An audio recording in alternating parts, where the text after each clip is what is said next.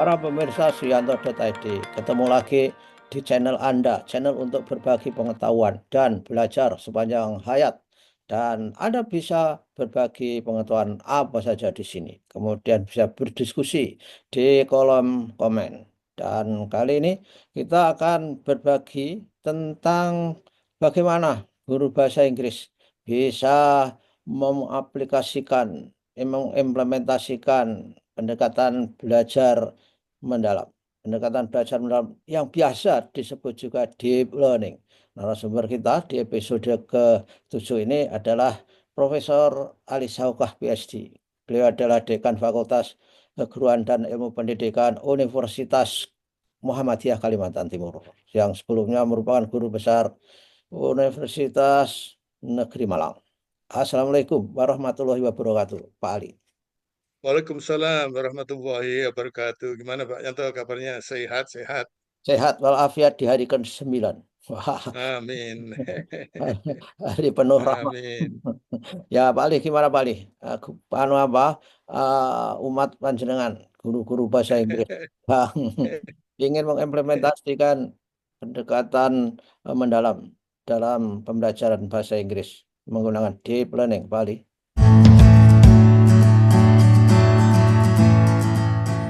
Ya, ini memang episode yang kita adakan khusus untuk mata pelajaran bahasa Inggris.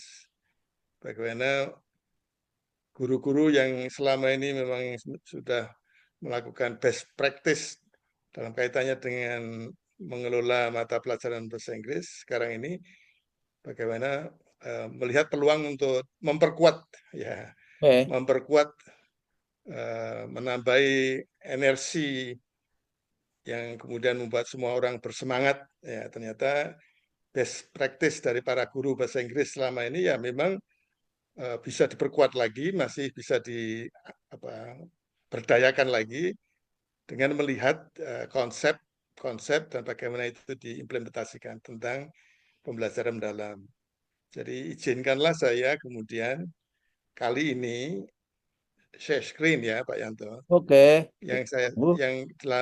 yang saya share ini hanya satu slide saja, tapi itu slide yang paling penting ya untuk melihat secara keseluruhan seperti apa konsep pembelajaran mendalam kalau itu dirangkai dalam bentuk kerangka kerja, ya istilahnya itu kerangka kerja pembelajaran mendalam. Saya share screen ya Pak Yanto ya.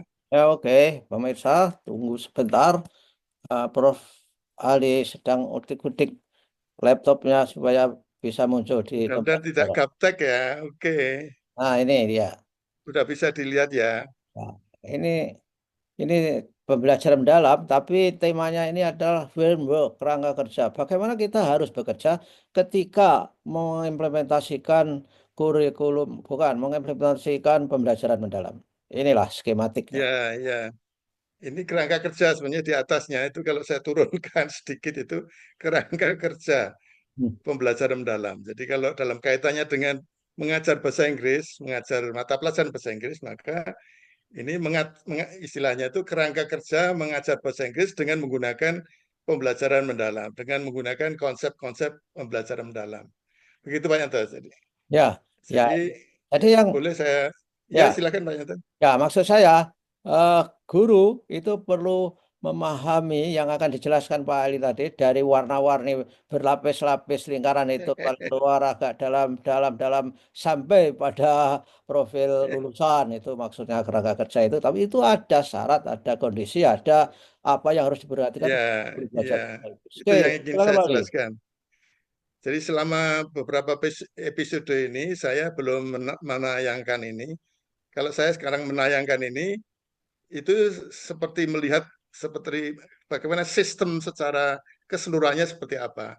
Jadi kerangka kerja pembelajaran mendalam dalam mengajar mata pelajaran bahasa Inggris itu bisa dipahami dari induktif ya, dari yang kecil-kecil kemudian dirangkum menjadi sebuah kerangka kerja gitu, tapi bisa juga mulainya dari kerangka kerja itu. Nah, saya memulainya secara induktif. Jadi bagaimana rincian kecil-kecilnya itu kemudian membentuk satu pemahaman yang utuh.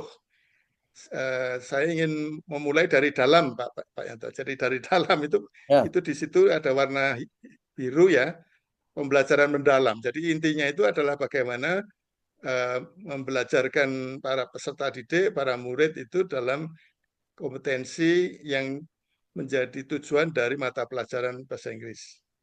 Nah, kalau terkait dengan pembelajaran mendalam dalam mata pelajaran bahasa Inggris yang dikaitkan secara langsung adalah sebetulnya capaian pembelajaran ya, tujuan pembelajaran, capaian pembelajaran mata pelajaran bahasa Inggris itu dalam konteks konsep pembelajaran mendalam itu seperti apa fungsinya?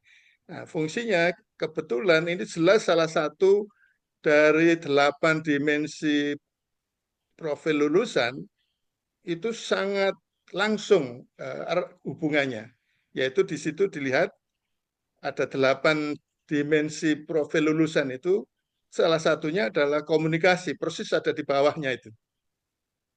Jadi kalau kemudian ternyata ingin fokus gitu masalah, ingin fokus ya, ingin fokus betul-betul ingin mengkontribusi terwujudnya profil lulusan yang terkait dengan komunikasi, ya mengajar mata pelajaran bahasa Inggris dengan baik sesuai dengan capaian pembelajarannya.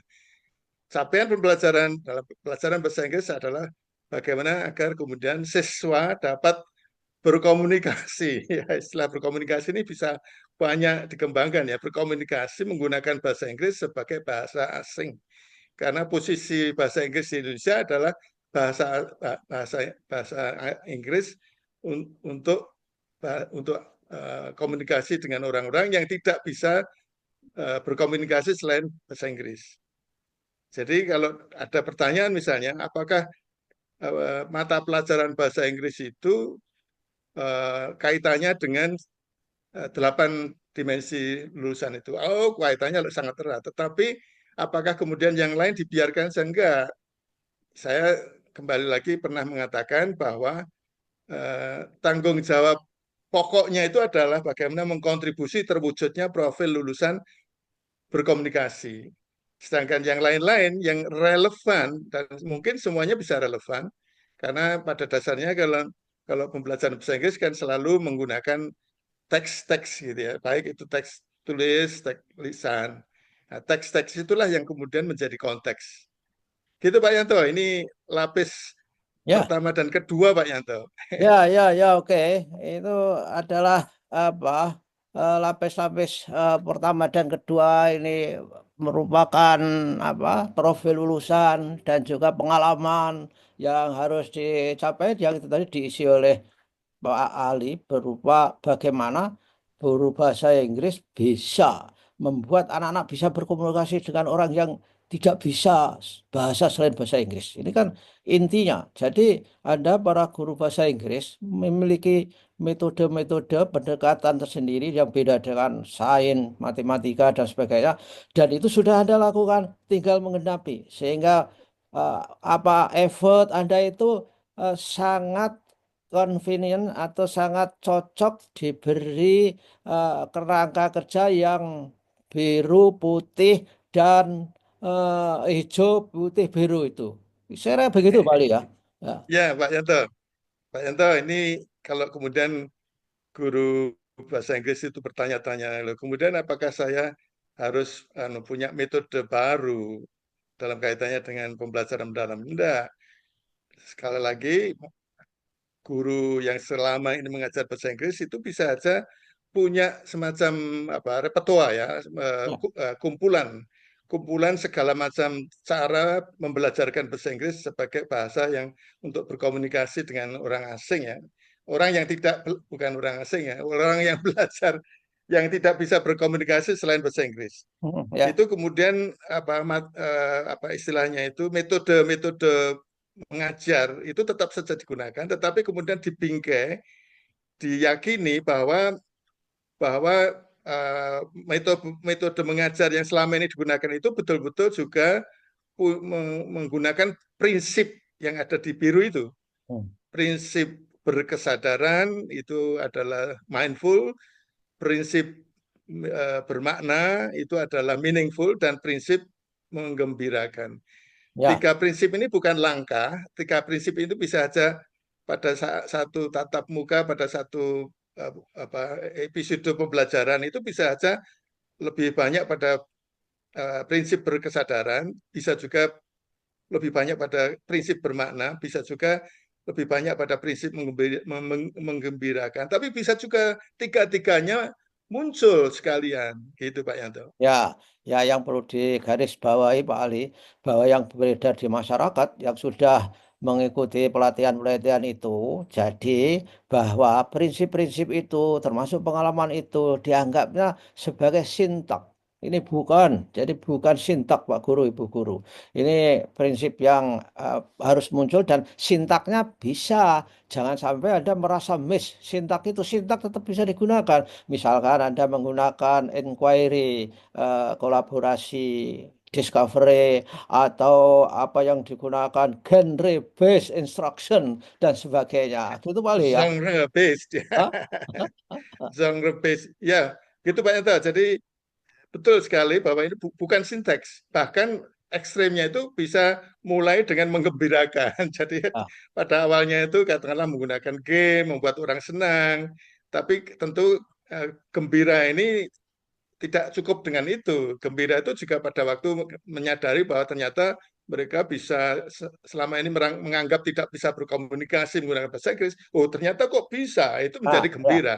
ya. Nah, Ada, jadi artinya itu betul ya, ya, bukan sinteks.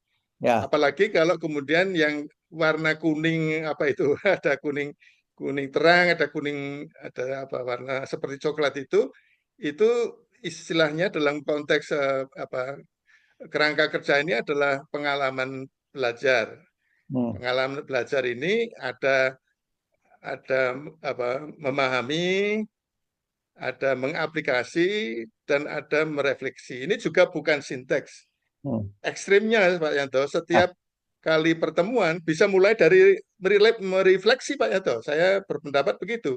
ya, Tapi ya. refleksi terhadap pertemuan sebelumnya, apa yang mereka rasakan, apakah mereka betul-betul bisa memahami, betul-betul bisa mengaplikasi, dan bagaimana kemudian mereka merefleksi mana yang kira-kira mau diperbaiki, mana yang mau diteruskan, dilanjutkan, apakah bagian memahaminya, apakah bahkan mengaplikasikannya, begitu Pak Yanto. Ya, dan menggembirakan itu tidak harus lucu-lucuan, tidak harus nari-nari, joget-joget, tapi bahwa menggembirakan itu ada aha feeling. Jadi orang, oh Iya ternyata betul bisa Pak Yanto. seperti Pak Ali tadi. Nah, Ali, saya kok punya pikiran usil ya. Merefleksi itu menurut saya bisa ya, bukan tidak sekedar yang lampau. Yang akan datang bisa nggak kalau saya akan belajar bahasa Inggris, mudah-mudahan bisa bekerja di kedutaan besar, kedutaan besar Inggris di Indonesia. Ya, Itu oke. refleksi atau cita-cita ya gitu itu. Itu Atau saya kira sebuah refleksi. Refleksi itu sebetulnya kalau mau diperluas lagi tidak hanya melihat apa yang sudah terjadi, tapi bisa juga dari apa yang sudah terjadi itu kemudian memberikan inspirasi, feedback, bagaimana itu oke. nanti bisa terjadi gitu. Ya ya ya Termasuk ya. impian-impian itu Pak Yanto. Jadi feedback itu Oke. bisa saja, oh kalau saya bisa begini, saya akan bisa begini gitu. Pak Ya, oke Yanto. oke oke. Itu berarti metakognitif juga itu sebetulnya. Ah, itu regulasi diri ya.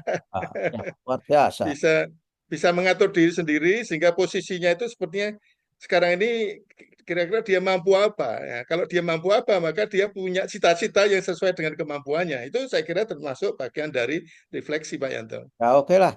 Baiklah Pak Ali, stop sharing sebelum kita pamitan kepada Bapak Ibu guru Saya bahasa Inggris. sekali lagi ini masih belum selesai ya. Jadi yang terakhir ya, yang terakhir itu lingkaran biru itu menaungi semua itu dalam dalam kaitannya dengan bagaimana secara keseluruhan itu disebut di situ praktek pedagogis itu ya pembelajaran itu seperti apa dan praktek-praktek ya, pedagogis itu agar bisa mencapai cita-cita pembelajaran mendalam maka diperlukan adanya lingkungan pembelajaran, adanya kemitraan pembelajaran yang selama ini belum terpikir mungkin. Ya, Jadi ini memberikan inspirasi ternyata guru di kelas itu tidak sendirian. ya, Dan kemudian yang selama ini juga sudah mulai digunakan secara marak yaitu pemanfaatan digital. Jadi sehingga kemudian itu merangkai semua kegiatan dalam pembelajaran mendalam itu menjadi dengan memahami ini, maka konteks secara keseluruhan sistem dalam dalam kerangka pembelajaran mendalam itu akan terlihat jelas. Paling tidak menginspirasi Ya, sebetulnya selama ini yang belum dilakukan apa untuk kemudian mendapatkan hasil yang utuh dari menggunakan pembelajaran mendalam. ya. Begitu Pak Yanto, kalau saya Oke. boleh stop Ya, share ya, kita bisa ya. bicara Hmm, ya. mengakhiri Dan episode ini. oke, dan saya kira praktek pedagogis itu salah satu contoh yang kecil. Misalkan ya, saya melihat anak-anak di Amerika itu ketika mengerjakan dengan baik, itu gurunya itu komen super tiger gitu. Wah, itu seneng banget itu anak-anak itu sehingga semangat sekali. Nah, begitu saudara-saudara para pemirsa terutama guru bahasa Inggris, guru-guru yang sangat berjasa kepada kami, walaupun kami dulu nggak bisa bahasa Inggris sama sekali, sekarang agak bisa. Terima kasih para guru bahasa Inggris. Dan buktinya saya bisa, nyatanya bisa lulus mempertahankan disertasi di Amerika. Nah, gitu Pak Ali. Mudah-mudahan kita ketemu lagi dan selalu berkomunikasi dengan komunitas Pak Ali di guru-guru bahasa Inggris. Insya Allah. Wassalamualaikum warahmatullahi wabarakatuh. Waalaikumsalam warahmatullahi wabarakatuh. Terima kasih Pak Yanto. Terima kasih Pak Ali.